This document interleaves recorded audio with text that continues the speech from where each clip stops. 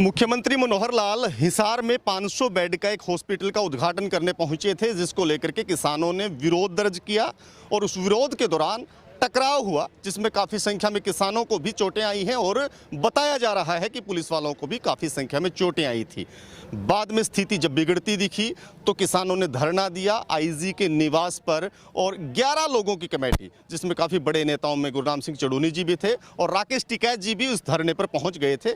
देर रात तक ये चला। वहाँ ये फैसला हुआ कि तमाम दोनों ही पक्ष एक दूसरे के ऊपर जो केस हैं वो नहीं करेंगे और एक पटापेक्स पूरे के पूरे मामले का हो गया था। मीडिया के बीच में कुछ रिपोर्ट आई। आज मैयड टोल पर आसपास के जिलों के जितने भी टोल नाके हैं उनके जो प्रतिनिधि हैं उनकी बैठक हुई। उसके बाद 11 सदस्यीय कमेटी आईजी साहब से मिलने गई थी। इस समय गुरनाम चड़ूनी जी हमारे साथ में, इनसे पूछते हैं कि किस तरीके का फैसला हुआ है। चड़ूनी साहब, आप लोग आज आईजी साहब से मिलने गए थे तो क्या रहा, थोड़ा सा बता पाएं प्लीज। देखिए, वहाँ जाके हमें मालूम हुआ है कि उन्होंने परसों ही एक पर्चा दर्ज कर दिया था, जो परसों उन्होंने हमारे से छुपा लिया और आज हमें अखबार के माध्यम से ऐसा कुछ भनक लगी। उसमें साफ तो नहीं लिखा था, लेकिन हमें आभास हुआ कि कहीं गड़बड़ी है और उस गड़बड़ी को क्लियर करने के लिए हम आज आईजी साहब से मिले थे और बाकी पुलिस अधिकारी भी वहाँ पे थे।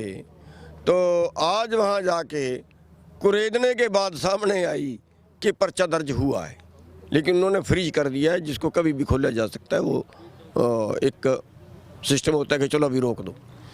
तो इसके लिए जो है वो जो हमें बुरा लगा वो ये है कि हमें धोखे में रखा गया, हमें अंधेरे में रखा गया, जो अधिकारियों को नहीं रखना चाहिए। फैसला होता ना होता सो अलग बात थी, लेकिन ना तो वो दोषी थे ना हम दोषी थे। लेकिन अब फैसला होने के बाद उन्होंने उससे कुछ पाया तो वो गलत है। और उसके बाद उन्होंने मेडिकल भी करवाए, पुलिस वालों ने मेडिकल भी करवाए, जबकि हमने अपने लोगों का मेडिकल नहीं करवाया था। तो ये पुलिस ने हमें धोखा दिया है और इसके लिए हमने कल प्रतिनिधियों की मीटिंग बुलाई है और अपने लोगों को भी कहा है कि वो भी मेडिकल करवाएं। तो जिस वक्त बातचीत आप लोगों की चल रही थी प्रशासन से, तो क्या उससे पहले ही ये मुकदमा हो गया था, बातचीत के बाद ये मुकदमा हुआ है? नहीं, हमें नहीं पता। मेरे ख्याल से मुकदमा तो शायद पहले दर्ज हो गया था, लेकिन उनको बताना चाहिए था। उन्होंने मेरे से छुपा लिया, उन्होंने बताया नहीं है कि मुकदमा दर्ज है, और है तो उसको रद्द करते।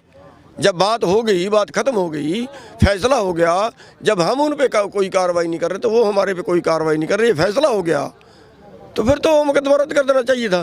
तो आज की बातचीत में अगर कुछ आप लोगों ने पूछा हो या उन्होंने बताया हो कि कितने लोगों पर मुकदमा हुआ है, किस तरीके की धाराएं लगी हैं, कुछ डिटेल मुकदमों के बारे में, उसके जो उसमें आरोपी बनाए गए लोगों के बारे में? उन्होंने ये नहीं बताया कि उसमें संख्या कितनी है, ये नहीं बताया कि उसमें नाम कौन कौन से हैं, लेकिन उन्होंने जो है 307 के तहत मुकदमा बनाया है, इरादा कत्ल, और उसमें बाकी धाराएँ 147, 48, 49, ये बाकी और 7-8 धाराएँ और उन्होंने लगाई।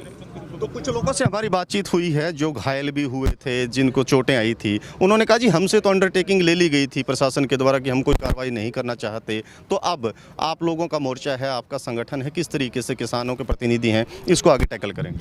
हम वही कह रहे हैं ना कि हमारे सभी लोगों ने हमारी बात मानी कि हम कोई कार्रवाई नहीं करेंगे। जब प्रशासन से फैसला हो गया है वो भी कोई कार्रवाई नहीं करेंगे। कोई फैसला हो गया, चलो जो हो गया निपटाइए उसको। लेकिन उसके बाद जो ये धोखा सामने आया है ये बहुत गलत है, हमें भी अच्छा नहीं लगा और इसके बारे कल जो है वो प्रतिनिधियों की मीटिंग बुला ली है और उसमें हम अगला फैसला लेंगे। तो सर, पहले ही 2 दिन का वक्त निकल गया है। आप लोगों के जितने भी किसान हैं, समर्थक हैं, जिनको चोटें हैं, उन्होंने मेडिकल नहीं करवाया है। क्या ये मेडिकल करवाना और एक जॉबी कार्रवाई आप लोग अगर कोई इस तरीके का हो कि लीगल आप भी इस पे कदम उठाएं, तो कल की बैठक के बाद ही होगा, या कुछ इस तरीके का आप अपील करेंगे कि वो जल्द से जल्द मेडिकल करवा करके कम से कम कानून के दायरे में जिनको पीड़ित लोग हैं वो आएँ? नहीं, मेडिकल करवाने का तो हमने अभी वो कल की पंचायत की कोई पाबंदी नहीं है। वो तो अभी जो ज़्यादा से ज़्यादा जा सकते हैं अस्पताल में, कोई प्राइवेट में कराए, कोई सरकारी में कराए, वो तो अभी कराने हैं। उसके लिए कल की मीटिंग का इंतजार नहीं करना है, क्योंकि वो तो कोई फैसला होगा तो नहीं कार्रवाई करेंगे, नहीं होगा तो कार्रवाई करेंगे। वो तो मतलब मेडिकल तो करवाना ही करवाना। किसी तरीके की कानूनी सहायता के लिए यहाँ के स्थानीयों का कोई पैनल वकीलों का आपने बनाया हो, कुछ इस तरीके का नंबर जारी किया हो कि उनसे जाकर के किसान संपर्क करें, या फिर आपके जो यहाँ के प्रतिनिधि हैं वही इन चीज़ों को कोऑर्डिनेट करें? देखिए, वकील तो सारे देश के हमारे साथ में खड़े हैं और जगह जगह से यहाँ भी हिसार के वकील भी दिल्ली के वकील भी, चंडीगढ़ हाई कोर्ट के वकील भी, वो तो हमारे पूरे हमारे संपर्क में है और हर टाइम कार्रवाई करने के लिए तैयार है। बस हमारे इशारे की ज़रूरत उनको दो। चलिए, बहुत शुक्रिया सर आपका। तो ये गुरनाम सिंह चढ़ूनी थे जो बिल्कुल बता रहे हैं कि कल एक पंचायत बुलाई गई है जिसमें तमाम खाप के प्रतिनिधि होंगे और जितने भी प्रदेश भर के टोल हैं उन पर जो कमेटियां बनी हैं वो आकर के आगामी रणनीति का फैसला करेंगे। साथ ही अपील की गई है कि जो किसान घायल हुए थे और अब तक उन्होंने मेडिकल नहीं करवाया था तो कानूनी कार्रवाई के लिए वो मेडिकल करवाएं। देखना ये होगा कि कल की पंचायत में किस तरीके के कदम उठाए जाते हैं और किस तरीके से ये कोई रणनीति बना करके सरकार पर दबाव कायम कर पाएंगे, वरना किसानों के लिए कहीं ना कहीं एक नुकसान का सौदा ये जरूर हुआ है। अपनी तरफ से कोई कार्रवाई नहीं कर पाए और उसके बाद सरकार ने उनके ऊपर एक मुकदमा दर्ज कर दिया है। अपने सहयोगी अजीत के साथ मैं रुद्रा राजेश कुंडू के साथ।